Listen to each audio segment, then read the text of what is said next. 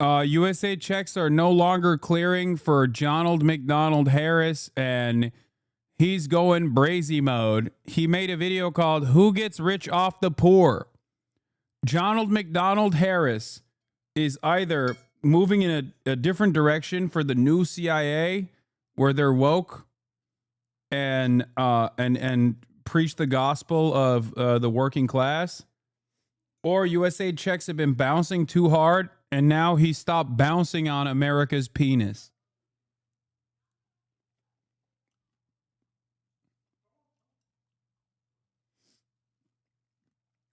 Donald McDonald's socialism arc. Okay, I'm obviously memeing. We'll see what he says. I suspect that there's still stuff in here that I will disagree with.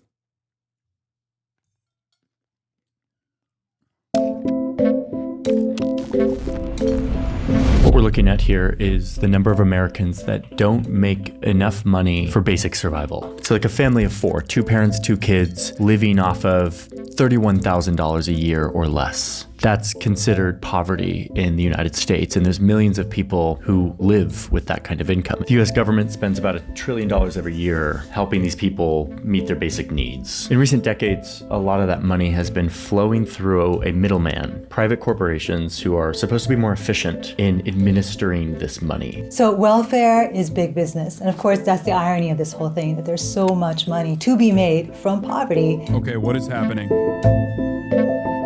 What the hell is going on? I'm scared. I'm scared. Why is he talking about this? I'm scared, chat.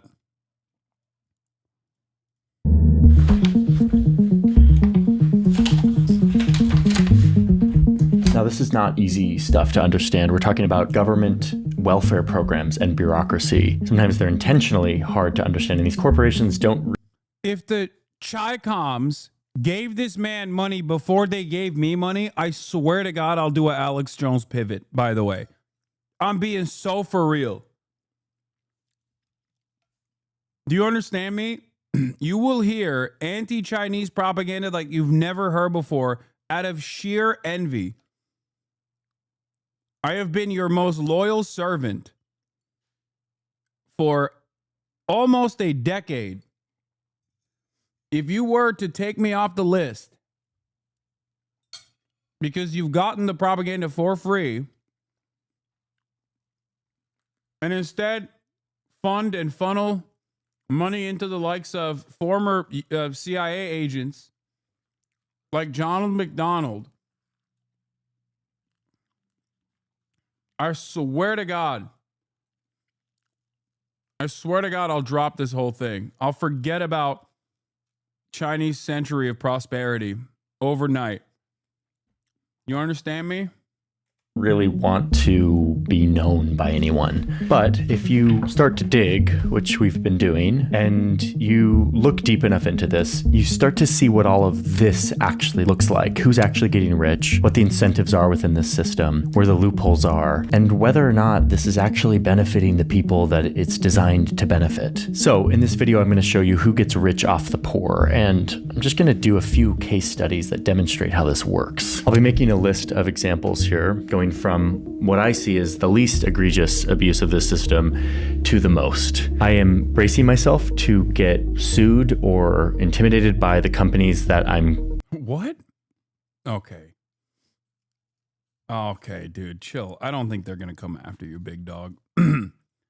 Yeah, China be like, why buy the cow if the cow gives the milk for free? Calling out in this video because that's how a lot of these powerful shadowy companies work. So as always, every assertion in this video is rigorously fact-checked and in my sources. Lawyers, go check that first before you send me your cease and desist order. Thank you. And with that, let's look at who gets rich off the poor. Let's go back to this graph one last time and just... Bro, that's amazing.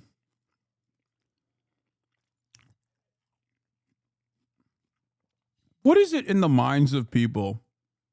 Unless you're just LARPing, what is in the minds of people that, like, when they hear a guy finally say, like, you know, capitalism's kind of fucked up. Like, it's got to be a meme, right? Like, there's no way this guy's being for real. Like, Johnny Harris is a capitalist, dude. How the fuck is it that when he goes, hey man, there's a lot of private enterprise here that takes advantage of the welfare state,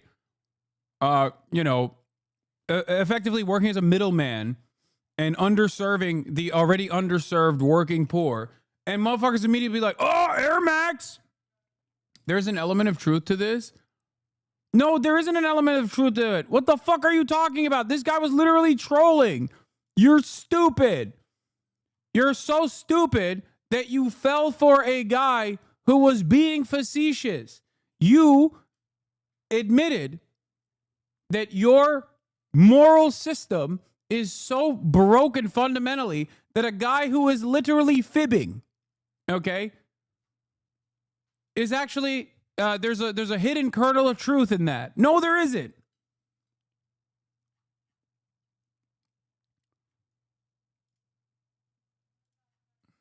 Zoom back to the 1950s, where you can see that the poverty rate was double what it is today. It's like 22%. This was really bad, and it led to the president at the time declaring war.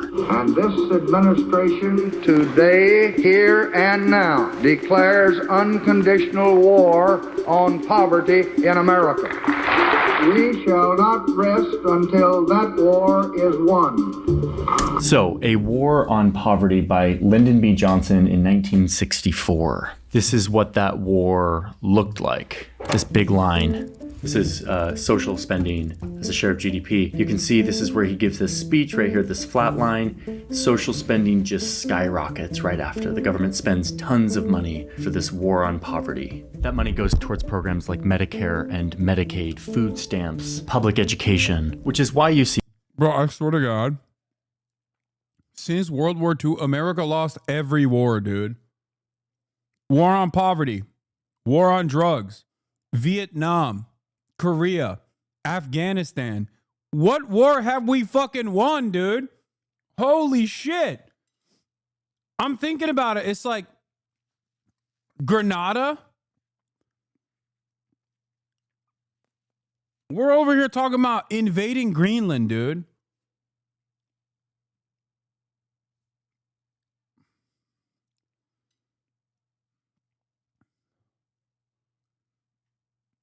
It's crazy. The last time we won a war, we got fucking straight hard carried by the USSR.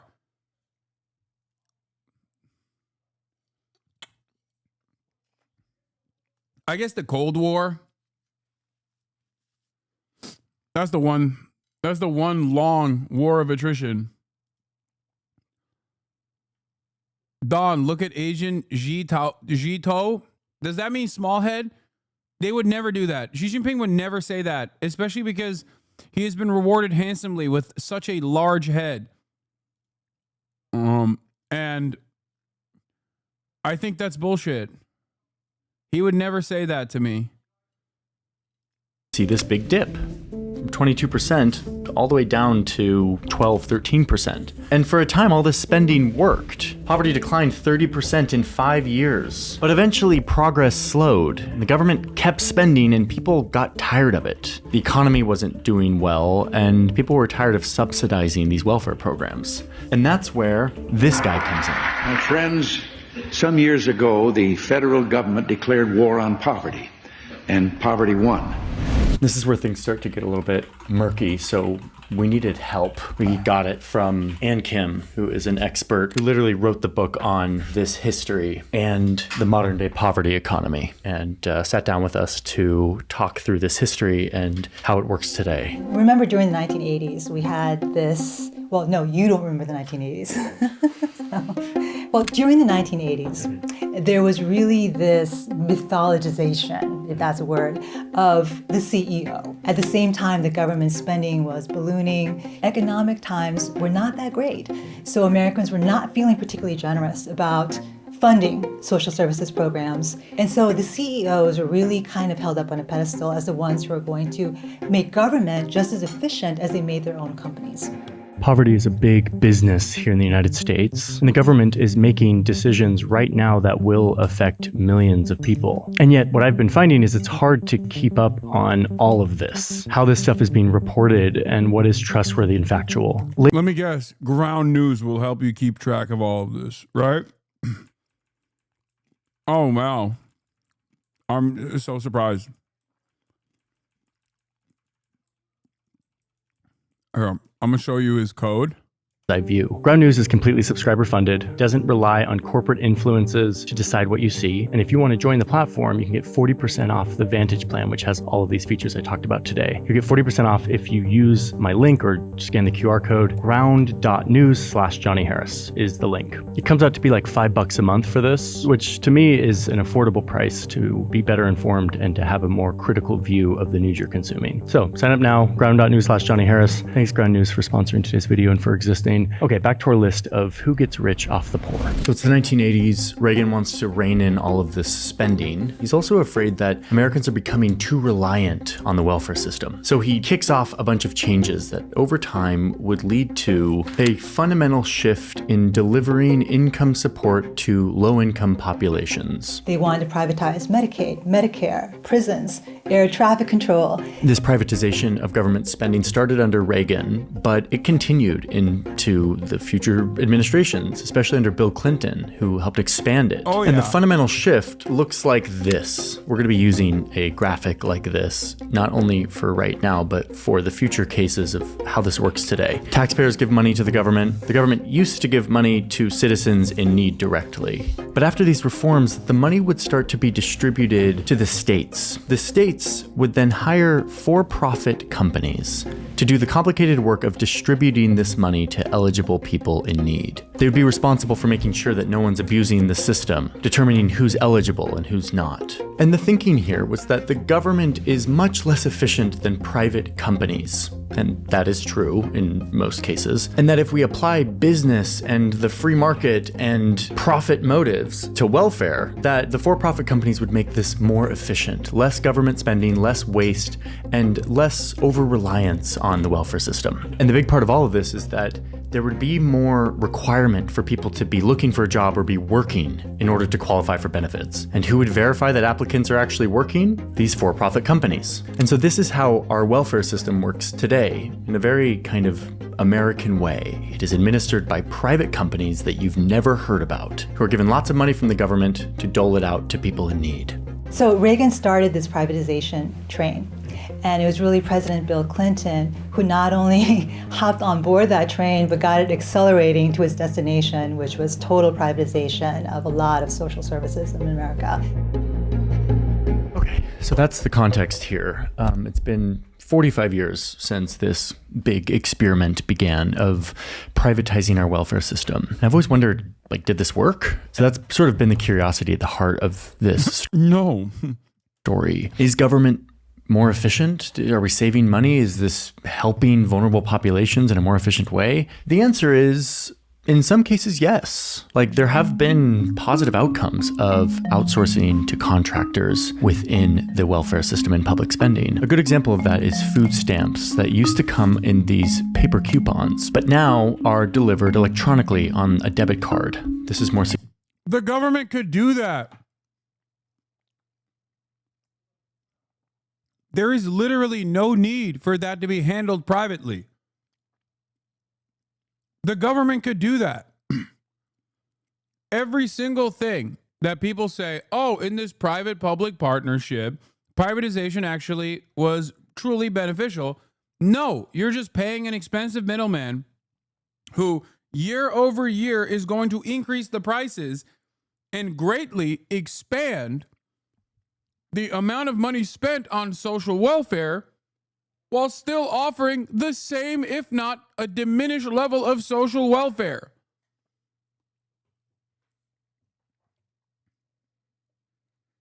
It is the exact same principle behind private healthcare in this country.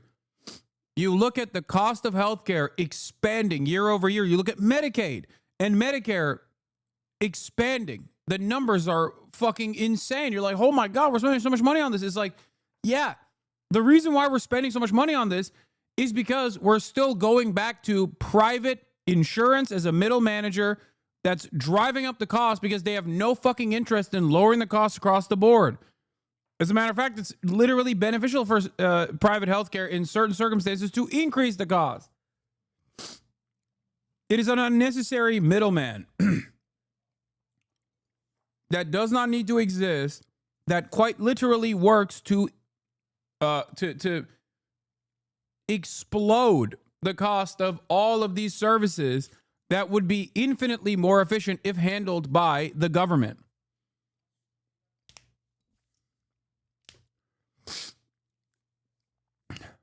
America and the private-public partnership in the United States of America is one of the biggest nuisances. It truly contributes to our GDP skyrocketing. It really does. It is one of the major reasons why our GDP is as vast as it is, as large as it is. Having said that, however, the services at the end state on the client side are still dog shit. So we spend more than everybody else, and we get worse or even less money, less monetary help, or less services, a diminished service at the end on the client side in comparison to other places. All that does is create an economy around expensive middlemen that should not even fucking exist. Oh, it is in every aspect of our lives.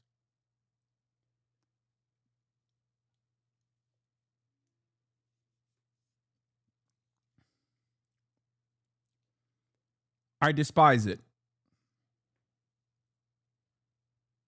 Genuine question. Why do you not think Ronald Reagan is the worst president of all time? I do. What are you talking about? Ronald Reagan is the worst American president, I would say, even though there's a long list of evil demons, including slave owners. I think Ronald Reagan's impact on America and the globe as a whole is tough to beat. It's him and George W. Bush that have done untold amounts of pain to the entirety of the planet. Reagan himself was a product of his era, of course. Simply just an actor working alongside the international vision of neoliberalism.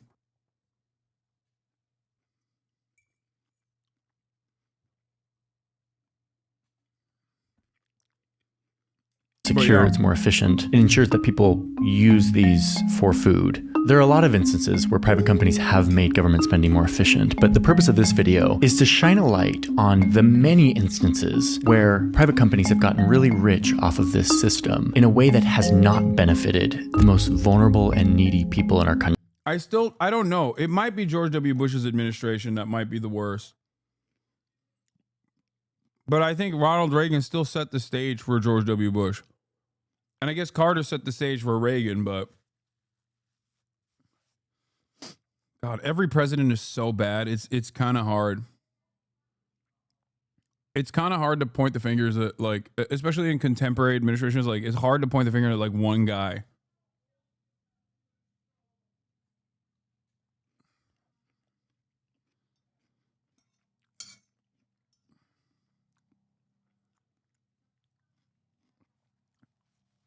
Who's the best president? FDR. And even he did a whole bunch of awful shit.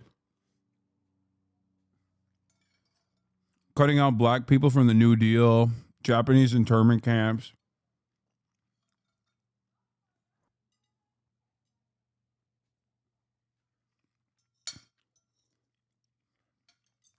But it's not even close.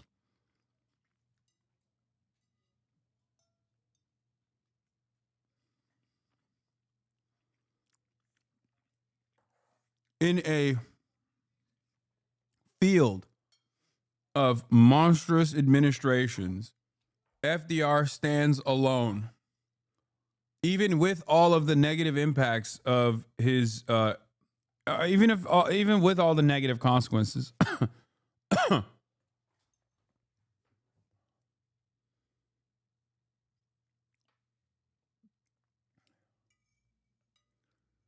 Abe Lincoln was pretty good too. Even though he also had, again, a bunch of issues. What about Lincoln? Yeah, Abe Lincoln was pretty solid.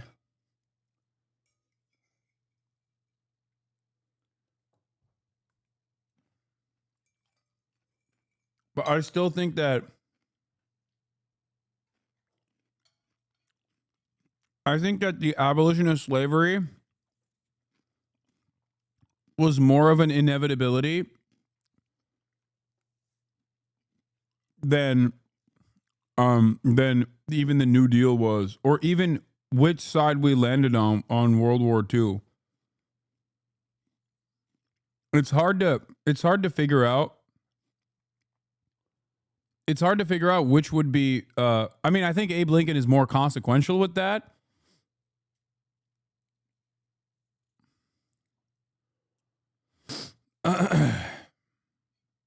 But I don't know.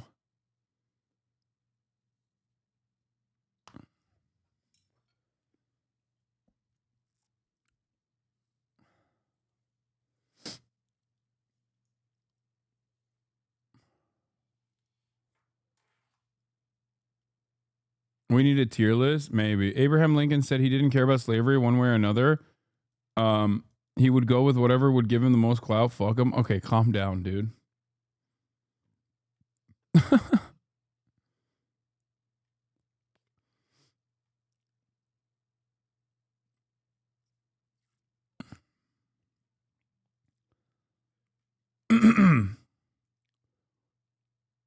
All right, let's keep going. Country, the poor, the elderly, children in need, the disabled.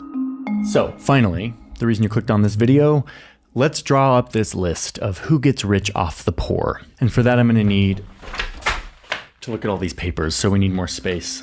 Let's go to the big table.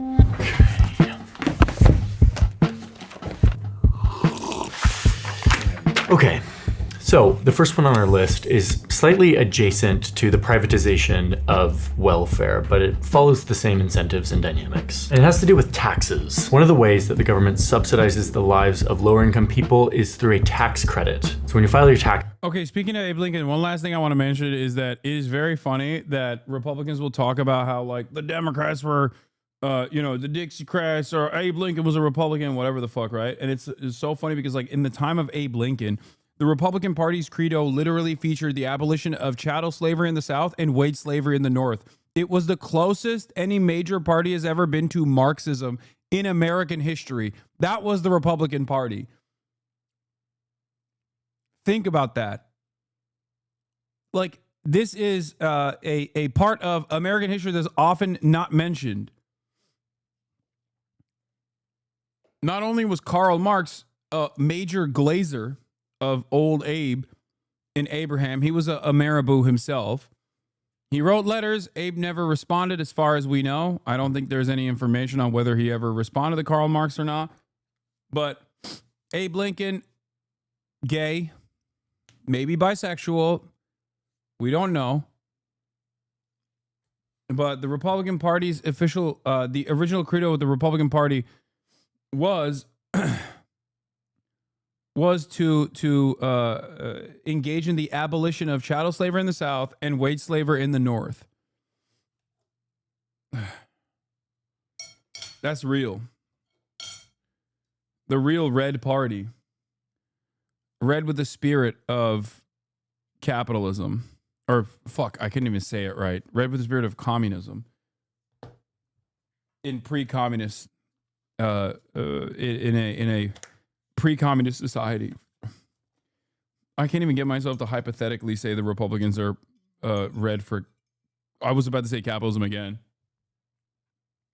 Oh my God. Taxes, you show that you've been working, you've made money, but you didn't make that much money, and therefore you qualify for an earned income tax credit. If you have kids, it goes up and it kind of maxes out at around $7,000. This is a very simple thing. In a lot of countries, you like check a box and you get this refund or this subsidy to your life. But in the United States, it looks like this.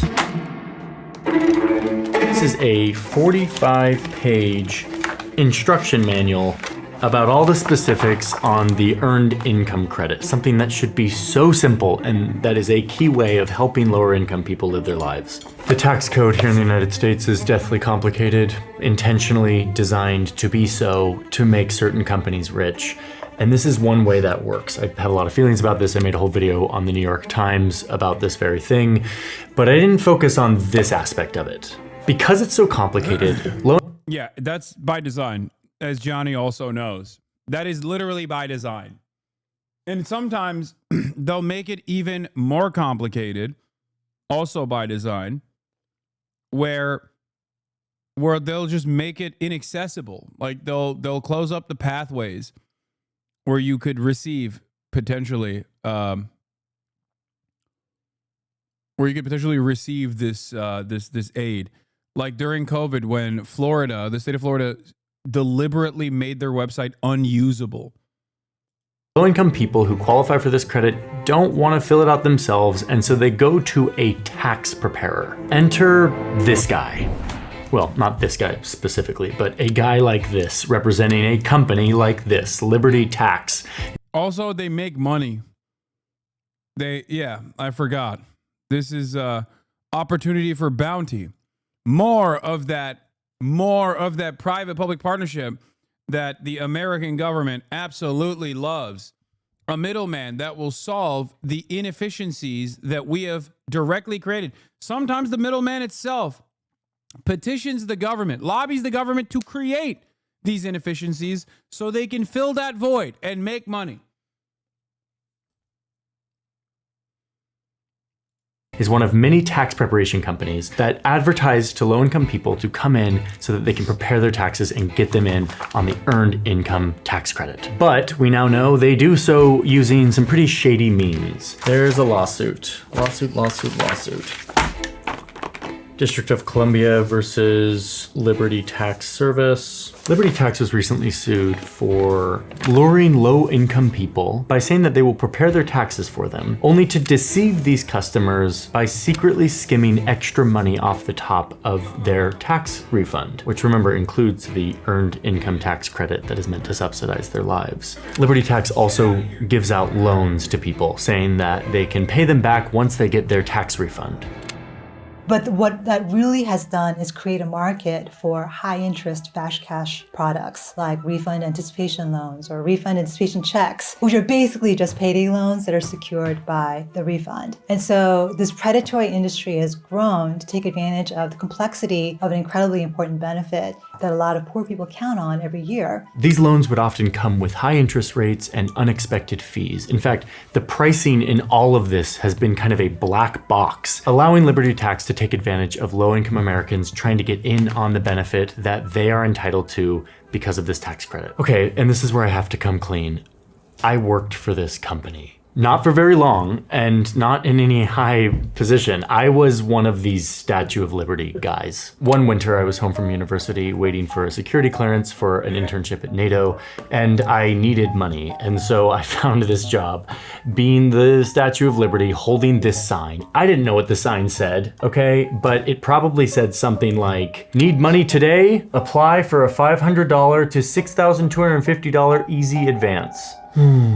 In other words, I was probably a part of luring desperate people in to get a bad loan or to have their tax refund skimmed by this corporation. I had no idea, and I'm sorry. Liberty is just one of many corporations who has gotten in on these schemes, targeting low-income people to try to get in on their tax credits. And to me, this is actually a failure of our tax system. For this segment of the population, this should be a very easy thing like it is in every other country. A box on a free government website that you can fill out in 5 minutes. But instead, we've got a privatized corporate middleman who is making all of this money off the poor.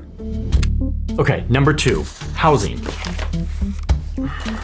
So here in the US, instead of building big public housing complexes like they do in some countries and like we used to do, the privatized version of the American government gives vouchers to low-income people and allows them to go choose a house, and the government will basically pay for a portion of their rent. This is called Section 8 housing. And there are landlords that specialize in renting to Section 8 tenants, getting this government subsidy voucher that goes to pay for the rent. But what you find is that some of these these landlords jack up their prices because they know the government will pay for it. Like here in DC, an apartment that should cost $1,600 a month, the landlord might charge almost $1,000 more, like $2,500 a month, well above the market price, knowing that the government, who has poor oversight over this program, won't pick up on this and will... Yeah, y'all heard that? He had a internship at NATO. I didn't miss that. I know he had an internship at NATO. That's why I say he's CIA. You guys got a little insight into how I play with Kaya normally. Why are Mormons always getting tricked into being evil? That's so funny.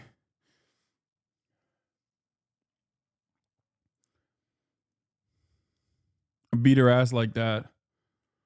Subsidize that inflated price. Don't you use minoxidil? Is it not poisonous for your dog? No, I feed her minoxidil every day. It's fine. She likes it. She likes the taste of it. Yeah, dude. I put it in my head. And then I also fucking... Not only do I put it on my head, but I also wash my hands after applying it because I know it is poisonous for my dog. Also, I think her being 100 pounds also helps in this regard as well. But I've never had her be anywhere near the minoxidil. Are you stupid? She's my daughter, and she's precious. It's so funny when people try to test me on my dog training and my dog welfare when, like, she is the best trained dog you've ever seen. Why would your assumption be that I would ever put her life at risk?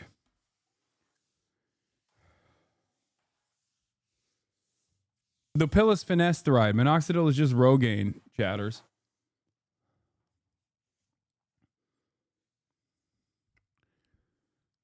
What if your dog starts balding? I will have to give her minoxidil then. I'm kidding. Now, I'm not just making this up. Those are real numbers from an investigation here in DC by the Washington Post, who found that the DC government is overpaying thousands of apartments to the tune of $1 million every month here in little DC. But this is happening all over the country, enriching landlords while depleting the assisted housing fund, all while distorting the market. Like, this is not free market. This is a totally distorted thing. Number 3 on our list is corporate middlemen, which is kind of a big section. I'll try to work through it fairly concisely, but it's kind of the biggest one here. This is where a lot of people get really rich off the poor. Remember from our history section just a few moments ago that Ronald Reagan shook up the welfare system by, instead of giving... Ronald McDonald Reagan. Money directly to people in need, instead giving it to the states, who would then give it to a corporate middleman who would then distribute it. And that corporate middleman also had to kind of determine the eligibility of people, making sure they're working or they're looking for a job. And all of that is a lot of work, and these corporations were the ones to be doing it. So these are the folks who are getting government contracts to act as government in running welfare programs. They're basically agents of the government. They're mercenaries for the public sector. They're making huge decisions that benefit the everyday lives of low-income people. One of these companies, for instance, was a company called Maximus, which is one of the largest welfare services providers today. They had revenues of about $88 million in 1995, and just a few years later, their revenues are already up to $500 million. And today, just shave your head. There's a little unknown toxic side effect of Rogaine. It destroys joints and cartilage. And I know you know this. Wait, what? Is there? I didn't know that. And no, I'm not going to fucking shave my head, dude. What are you talking about? they're a $4.9 billion business. Now, this was exactly the point for Reagan and his reformers. These corporate middlemen were supposed to be much more efficient in administering this government money. And indeed, they are for-profit companies, and they operate much more efficiently than the government itself, cutting costs and looking for ways to do things more efficiently. But let's remember, this is not like a normal corporation like McDonald's that is selling a product to a customer that can go somewhere else. Let's see what happens. A few years ago, Maximus took... I hope he's going to say efficiency in this process just means diminished services, right? Like efficiency for McDonald's, one can make the argument is good or something. I don't know. I'm not in favor of efficiency in private corporations either, because in many circumstances, efficiency simply means increasing productivity and displacing the pre-existing labor force and keeping prices relatively low. But in terms of efficiency in a private-public sector arrangement, that literally means diminished services, finding ways to not pay people, and also maximizing the pay that you're getting from the government. Took over Tennessee's health insurance program, state-run health insurance program. It's called Medicaid. And what you saw is that many children and elderly people very quickly were booted out of the program. They were found ineligible. There was a 23% increase. Say goodbye to streaming. If you take DHT blockers, no one will watch you. DHT blockers will ruin your energy levels and ruin your streaming career. I don't know if you know this, but since I started taking DHT blockers approximately 6 years ago, I went from 300 viewers to 30,000. So I think the exact opposite has happened. In the number of uninsured children in the state. What is going on, dude? What the fuck's happening in the chat? I've been pretty open about taking minoxidil and finasteride for literally 6+ years. Are you guys just trying to stun lock me or some shit? That's more than any other state at the time, 2018. It took me a while to get my head around this. Like, why would a for-profit company want to kick children and old people off of the state health insurance program? I'll explain in just a sec, but let's look at one more example. In 2016, Maximus took over the Medicaid program in Kansas. And soon thereafter, applicants started to see huge delays in their applications. Backlogs started to build up, which, remember what we're talking about here. This isn't abstract. This is vulnerable people, in this case, mostly elderly people, not being able to access their basic health needs for weeks and sometimes months because their application was pending for a very long time, meaning Maximus was working on it, but presumably very slowly. And that's because children and low-income people and elderly people are not Maximus's customer. They do not have an incentive to serve those people, partly because those people can't go anywhere else. Those people think that they're interacting with the government. They don't know who Maximus is. And mostly because their main job is to get more government contracts and then to cut costs so that they can capture as much of that government contract as profit. So in this case, what that means is cutting staff, making it as cheap as possible to process these applications. This answers my question about why a company like Maximus would want to get people off the rolls, to deem them ineligible for these benefits, because it's cheaper for them. They are motivated to find people who do not qualify and to pare down their list so they have fewer people to work on, which is less cost for them. So yes, there is cost cutting and efficiency that's happening here, but it happens to be at the expense of vulnerable, needy people who the government is trying to give money to. Now, actually, I don't blame Maximus very much for this. I don't think they're bad people. I think they provide a very useful service in most cases. We should expect a corporation to behave like this. The definition of a for-profit corporation is someone who does everything in their... Wait a minute. No. Hold up. Let him cook. Wait. Hold up. Is he refusing to ascribe a moral imperative and simply saying that this is how capitalism is, only helping you arrive at the conclusion that it is an immoral system in and of itself? Because that is, welcome back, Karl Marx, you know? It's not like he's saying that, this companies are not moral actors. They simply operate at the behest of the profit incentive. It is the incentives within the system that has been normalized that is the issue here.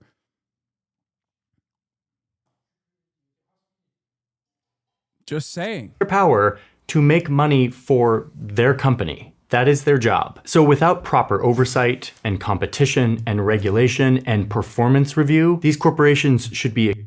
Oh my God. Oh, damn. My bad. It's not the private-public partnership that is at fault here. It's simply that the government hasn't regulated it appropriately. Oh, man. If only there was more regulation from the government, and then there would be more abundance. Expected to minimize. Yeah. He turned it around and said, real capitalism hasn't been tried yet. I mean, he's not like a fucking libertarian or whatever. I think he's more so a social democrat.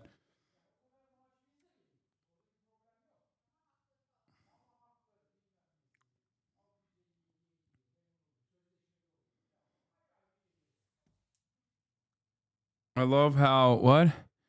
Dodge is reversing what Reagan. I love how minimize the Dodge is reversing what resources Reagan they did. have to put into processing applications and administering benefits. Yeah, and what we need is a public-private partner who can oversee the profits for the middlemen. What we need is more middlemen. That's right. Instead of making the government do this service, as it does virtually everywhere. Sorry. I apologize.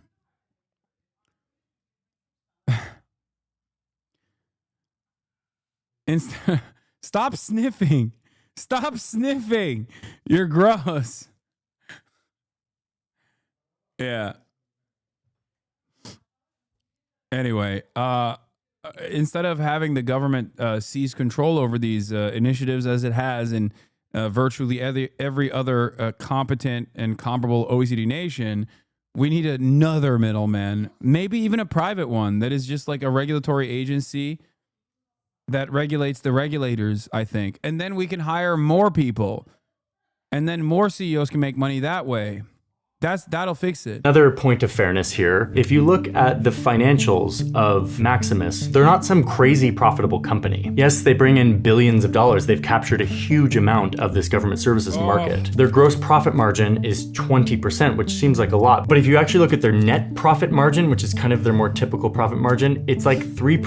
Then, okay, so is private healthcare. Private healthcare margins are so low. Private healthcare margins are so low. Why is there a government services industry? Why isn't it just the government?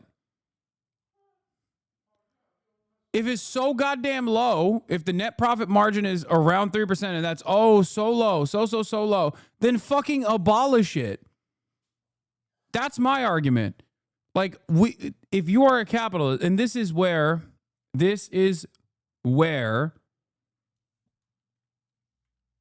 I think the capitalist dogma shelters you from recognizing the truth.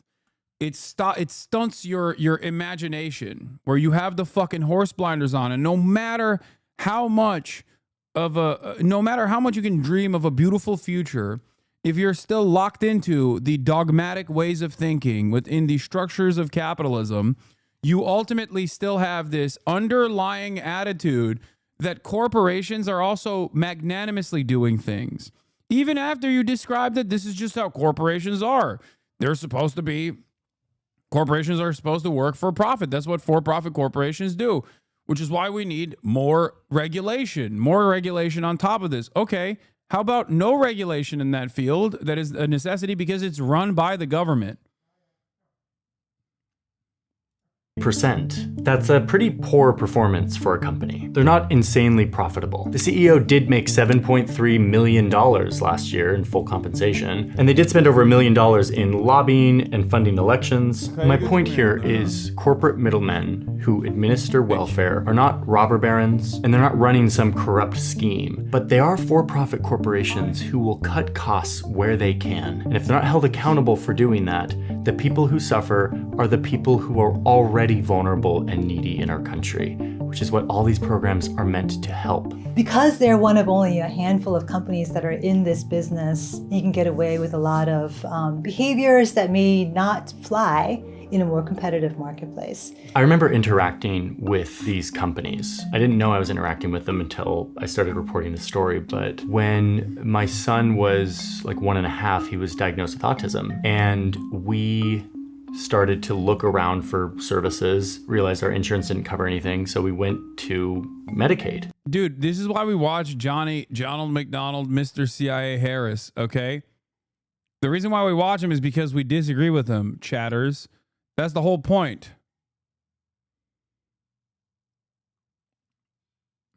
and we qualified. And my wife spent hours and hours on the phone with what I now know was a corporate middleman trying to work through these applications and processes. And it was mind-numbing. Yeah, Johnny is the insight into the liberal mind, as is Asman the mind of the conservative. We get to understand what conservatives are saying, doing, and thinking, what motivates them when we look at the Asman Gold chat and Asman Gold. Just as it's important to understand the fascinating mind of a liberal, Johnny Harris gives us a fair insight.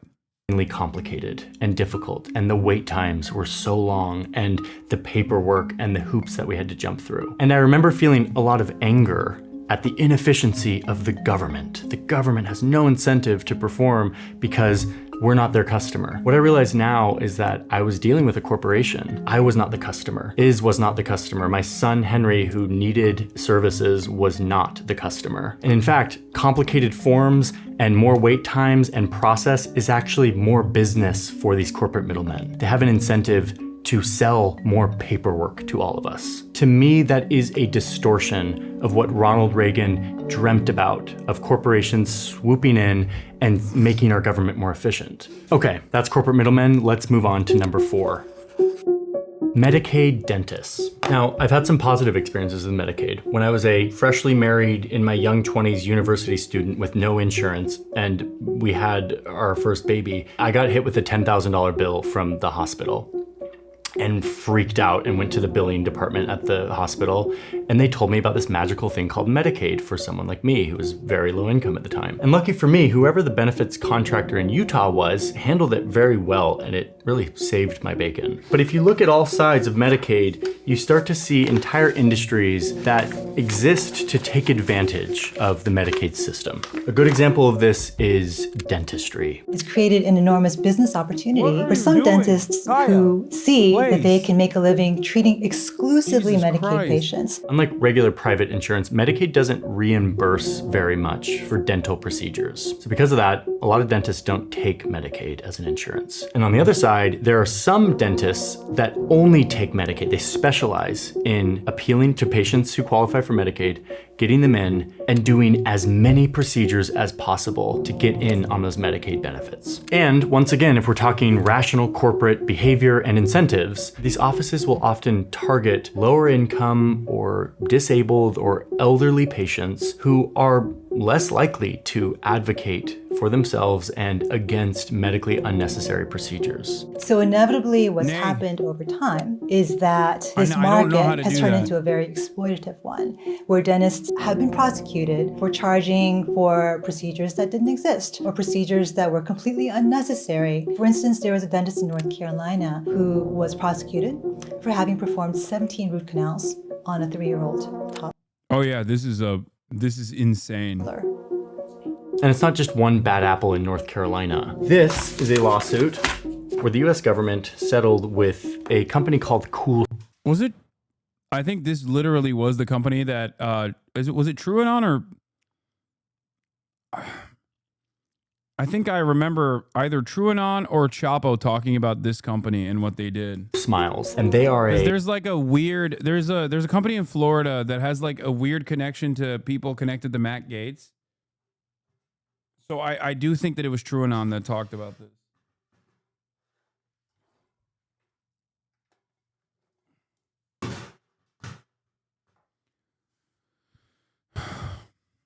Yeah, the 17 root canals on a baby is like something that I recall hearing. a Medicaid-specific dental franchise who had to pay close to $24 million because an investigation found that they were performing dental operations that were not medically necessary. They were taking advantage of poor patients in order to get more money from Medicaid. According to the lawsuit, they performed tooth extractions, gave out stainless steel crowns, did root canals on babies that did not need them. Like, there are multiple things really wrong with this. Obviously, exploiting a government system to deplete the Medicaid fund is one aspect, but performing like dental surgery. My wife is a dentist, and this is completely misconstruing the truth. Brother, he is literally talking about like things that have already been prosecuted in a court of law. He didn't make that up. Unless you're saying the justice system is unfairly maligning big, brave Medicaid dentists that do unnecessary dental work in an effort to farm Medicaid payments. This isn't to say every dentist operates like this. No, he's not saying all Medicaid dentists do this. The fuck?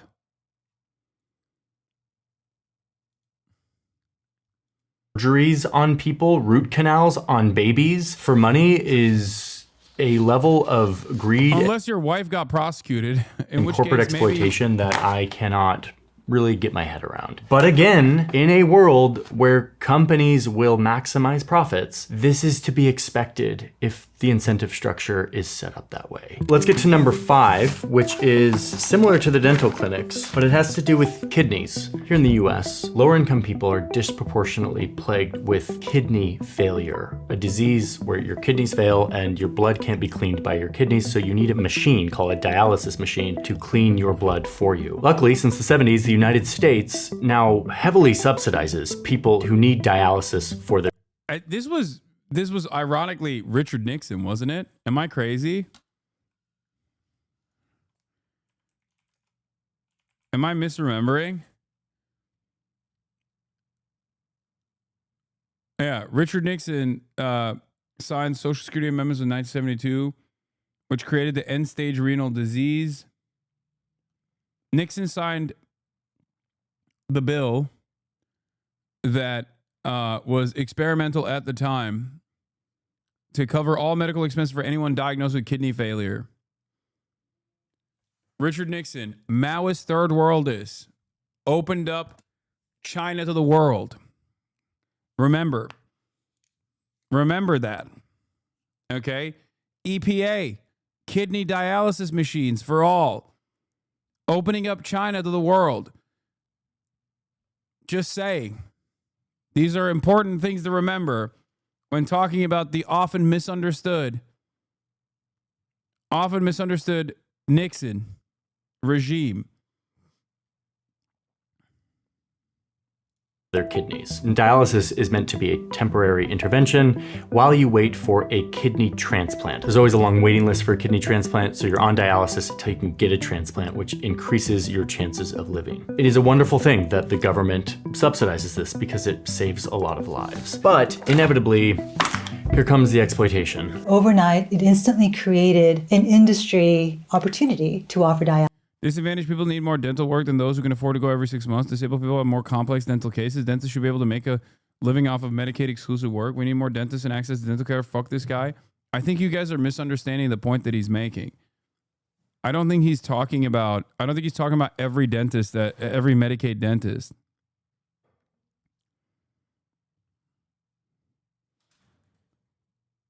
Politics is dead. There's no left or right, only rich or poor. Dialysis because now the government was going to pay for it. One of these companies is called DaVita. I think they're the largest dialysis center company in the United States. And because of this set of incentives, we can start to piece together how they would behave. And the thing again about dialysis is, like Medicaid dentistry, it's a volume business. The government pays dialysis centers per treatment. And last year was about $380 per treatment. So it is unfortunately in the interest of dialysis companies that run dialysis centers to keep those machines occupied as many hours of the day as they can, to cycle through as many patients as they can, because an empty dialysis machine is $380 that they're not making. Okay, so a company making sure that their machines are being used at full capacity is actually, there's nothing inherently wrong with that. That is a company using its resources efficiently, administering a life-saving treatment. But that's kind of just the beginning.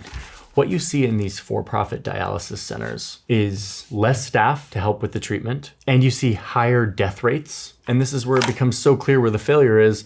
You see 17% fewer referrals for kidney transplant, meaning these people who are on a temporary dialysis intervention, who are supposed to be waiting for a kidney transplant, are kept on the machines longer because a for-profit company makes money the longer they are in the chair. So why would they refer them to get a kidney transplant when they make more money keeping them on the dialysis treatment? If someone gets a transplant, that is a lost customer. Unfortunately, it's an option that's being denied a lot of people because it's in the financial interest of dialysis centers to keep someone in dialysis rather than, quote, losing them to transplant. Now, DaVita has paid like $1 billion in settlements and for some of this behavior, including $350 million they had to pay after being sued by the US government for paying doctors to go out to recruit people to come to their dialysis centers so that they could corner the market in certain areas. They had to pay another $450 million because they were found billing the government for medicine that they had received and just thrown out and charged the government anyway so that they could get reimbursed. All of this, once again, further draining the money that is allocated by our government to help people in need. And finally, number 6, the last on our list, the one I'm deeming the most egregious because it has to do with children. And not just any children, the most vulnerable children in our society. Specifically children who have been removed from their family because of abuse, abandonment, or death. Foster children. If a foster child loses a parent or is physically or mentally disabled, the federal government entitles them to around $700 a month to subsidize their lives. This is one that goes straight from the federal government, from the Social Security Fund, straight to these children, or at least it should. But here comes the corporate middlemen once again. States will often hire corporate middlemen like Maximus, who is in fact a part of this, to look through the databases of foster children to identify which of those children qualify for this benefit, meaning which of these children have a dead parent or are physically or mentally disabled. And then to go through the process of diverting that money. Whoa. Kaya. Oh my God. Kaya, please. You're being real bad right now.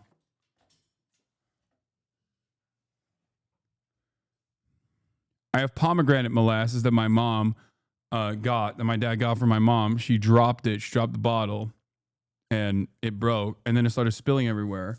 And because her car was running, she had to go outside and quickly turn off her car. I cleaned it up in the process, but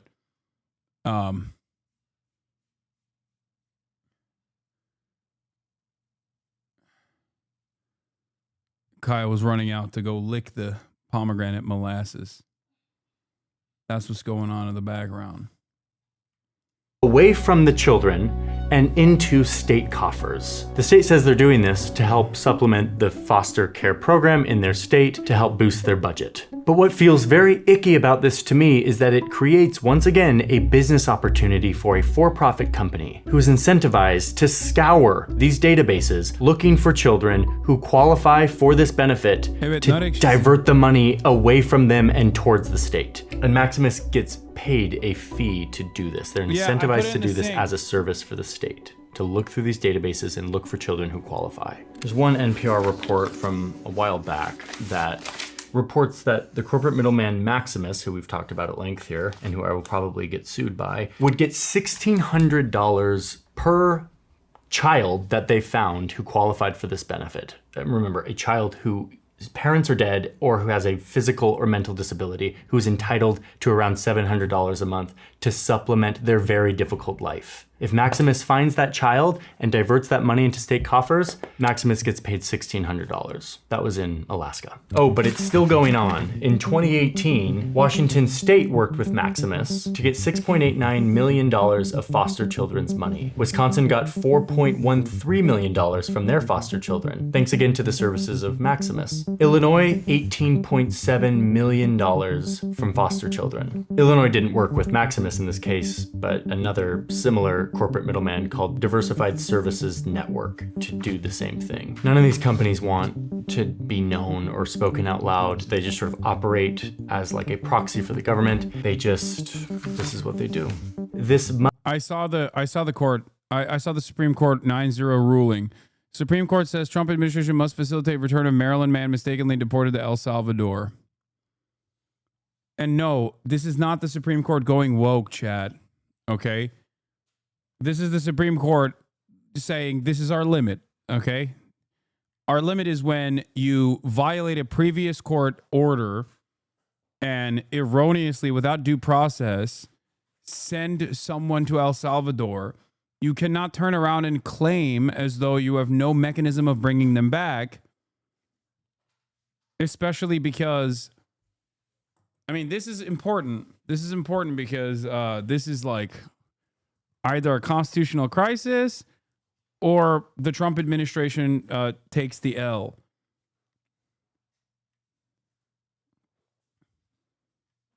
If the SCOTUS went along with this, this would mean that like the judiciary is gone.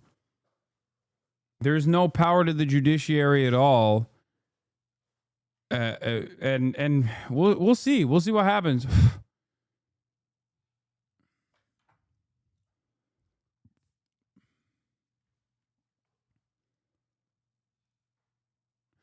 What happens if they don't agree to this? This is the interesting part of the story. I don't know.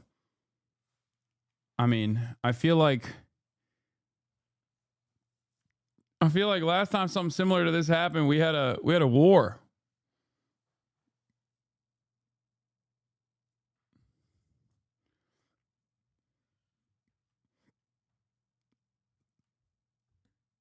Oh.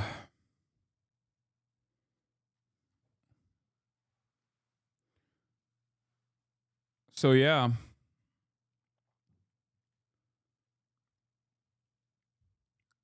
We shall see.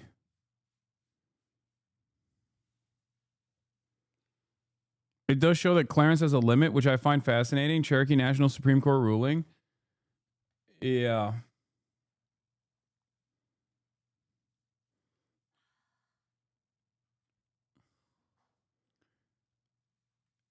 Basically, I don't know. Maybe I am not up to date on my constitutional law and also Supreme Court history, but I can't think of a time where a constitutional crisis was triggered against the state rather than other states, like against the federal government. A constitutional crisis being triggered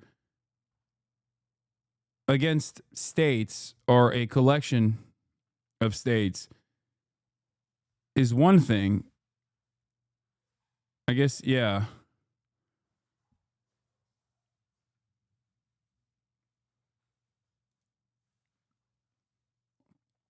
Andrew Jackson. Well,